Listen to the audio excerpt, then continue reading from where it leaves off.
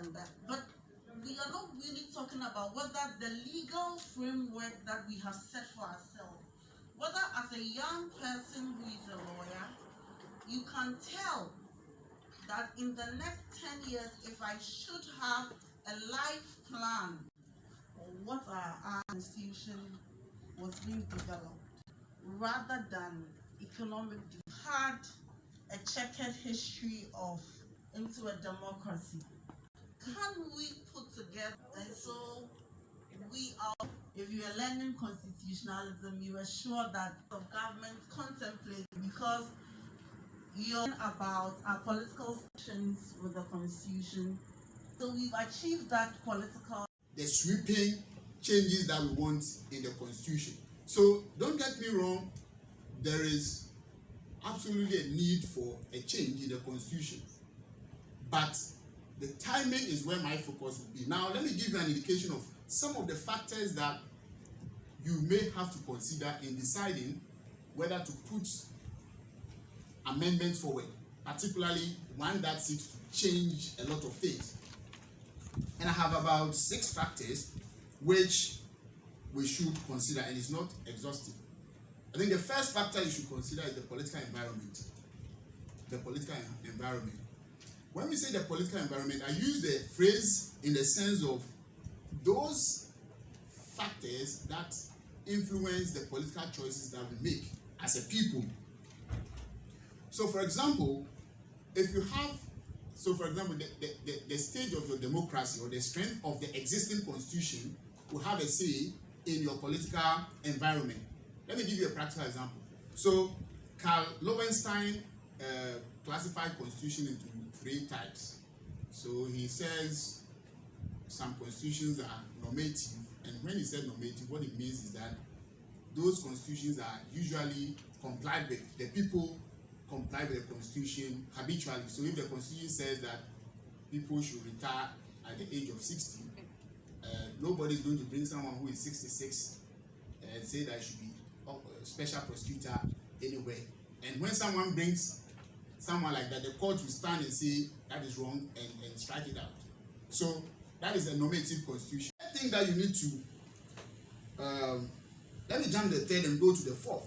The 4th is the character of the advocates or the people who are advocating for the change and the amendment. And this comes about when you consider the fact that it is politics. I mean, constitutional amendments is a political issue, and politics is also about culture. So if you have people who want a change, people are reading the character and the behaviors of the people who are leading the call for amendment.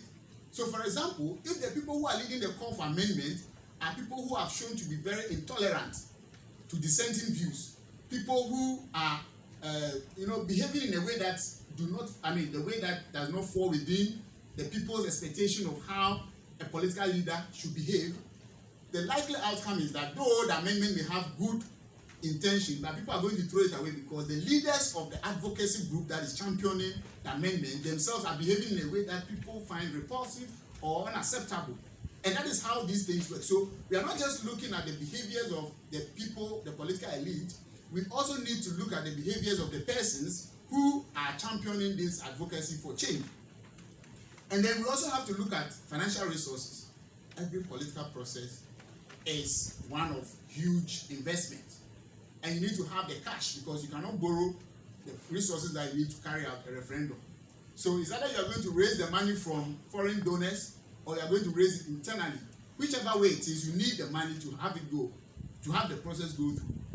What it means is that you also have to consider the resources that are available as against other options. And so in all, let me recap the number of things that you have to consider in deciding whether to go into an amendment process. First, you have to look at the political environment. Secondly, you have to look at the character of the power holders of the time. You also have to look at the type of change, the extent of change that you want. And you have to look at the character of the advocates for the change.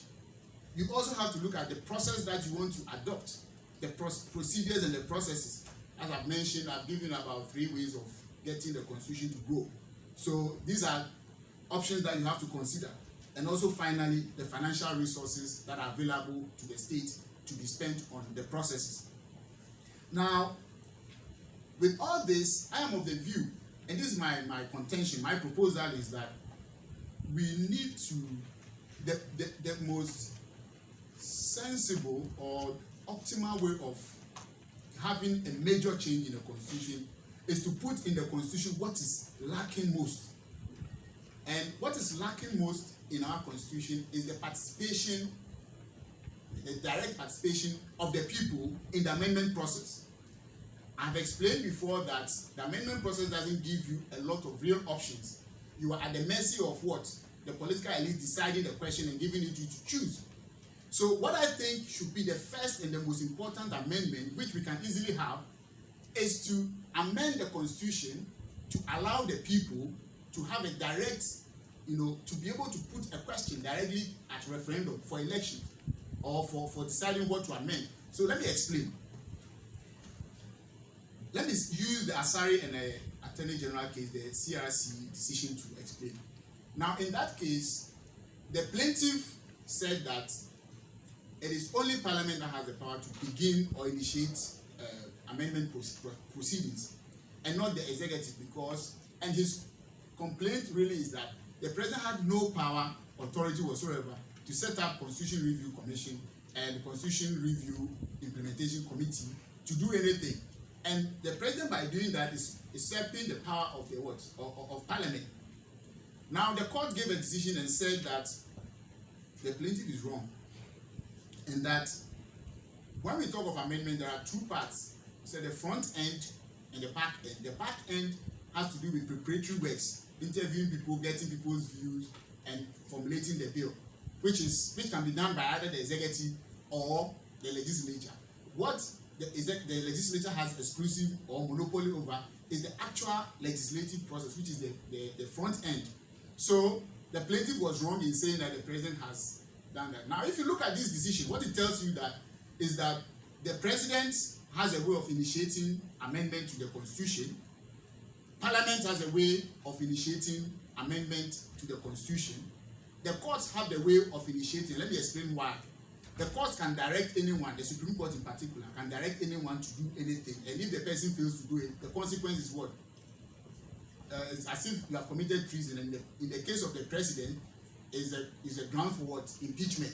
So the Supreme Court may have a case where they will decide that, look, Parliament, they will direct Parliament in strict orders that within this period of time, amend the Constitution to reflect what we are saying. That can happen. And Parliament may be in a way, it's a long debate, but it may be in a way. So the judiciary, in essence, also have a way of having their direct input into the Constitution. The only group of people who don't have any direct influence in the process is we the people. When you take the Constitution, it said the Constitution started with the phrase "we the people."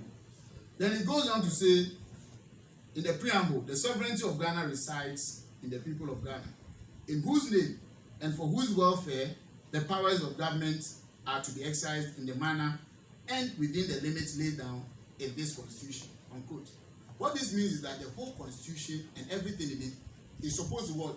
Be from the people, yet the people cannot commence. There's no provision in the Constitution that allows you and I, or the ordinary Ghanaian, to draft a bill and prescribe specific questions that should go to a referendum or anything.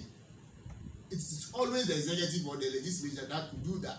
And I think that the most important amendment that we need is to insert a provision in the Constitution which will allow the people, either by collecting signatures for a particular amendment. So, for example, let me explain.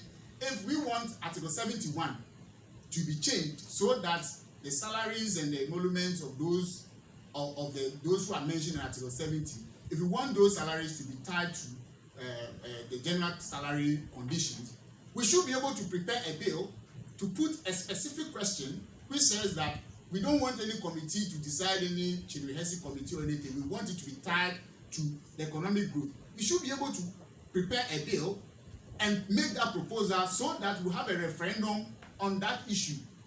Because without such amendment, you are not likely to have anyone in the political elite to put a question like that for you to vote on. Because in a way, Article 71 is benefiting only some people and not the majority of the people. If you and I were in those positions, I doubt if we make any proposition that would suggest that we should change that regime. We will continue to be there. So that is why I believe that, and I'm proposing that the most optimal amendment to be made should be one which gives a direct access to the people, platform to the people, to prescribe amendments and put those questions to a referendum. Until that is done, a lot of the things that we think we are asking for may not happen. And in doing that, I believe that the cost will be less, and it will make our constitution, which is supposed to be ours anyway, more of our constitution than the constitution of other people. And I saw one of the placards that have been going around. They said the current constitution is for them and it's by them. We want now. There is no better way to get a constitution for us all now than to have a direct say in what should be amended in the constitution, what amendment to make to the constitution or not to make to the constitution. So I believe, my friends, time is not on our side, that it is possible. I mean, we need to amend or to change the constitution. That is true. I've also said that indeed we have what it takes to upgrade. In other words, we can upgrade the constitution at a proper timing, and the indicators have already spelled out. Key among them is the kind of leadership we have for the time being, whether the leadership is running a political system which is normative, where the constitution and only the constitution will rule, and not the whims and caprices of those who are the political elite.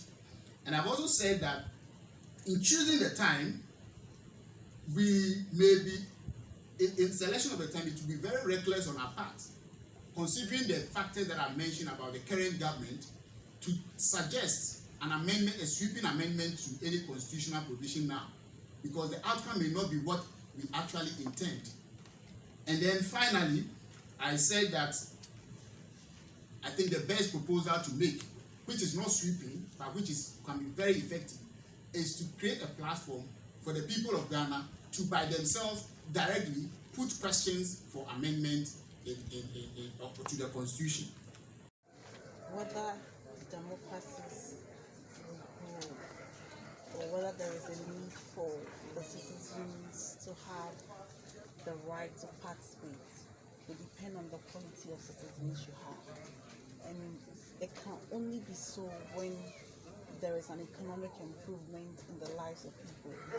In fact, the economy of everything, it has direct translate, or it translates directly into the health, education, social, political, and every aspect of our lives.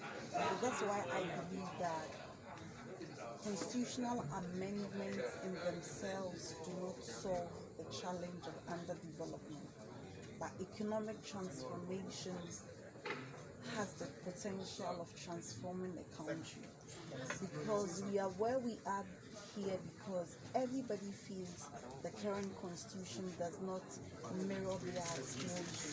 But what is the aspiration of the Ghanaians? To have a better life. And so when there is a better life, I'm sure constitutions will even be secondary, even though they become the legal framework within which the economic environment operates. So I am of the opinion that economic transformation is even more important than urgent.